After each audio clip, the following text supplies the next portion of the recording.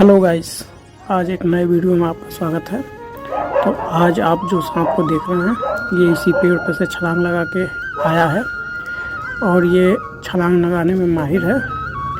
तो इससे दूरी रहने में भलाई है क्योंकि ये छलांग लगा के काट भी सकता है और हमें ये नहीं पता है कि इसमें जहर होता है या नहीं। यदि आपको पता है तो आप कमेंट करिए और बताइए ये कौन सा स्नेक है। और आप देख सकते हैं कि ये इस पे से उतरने के लिए बहुत परेशान है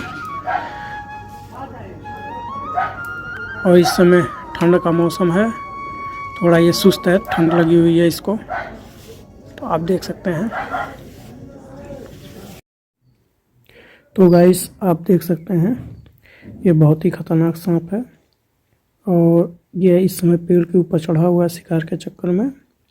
उस शिकार पे हमला भी कर रहा है। आप देख सकते हैं इसकी लंबाई लगभग 10 फीट के आसपास है और ये बहुत ही खतरनाक दृश्य है। तो सांप पेड़ पे उड़े आसानी के साथ चढ़ सकते हैं और पतली सी ही टहनी पे देखिए आप, ये बैलेंस बना के रुका हुआ है और अपने शिकार के चक्कर में लगा हुआ है।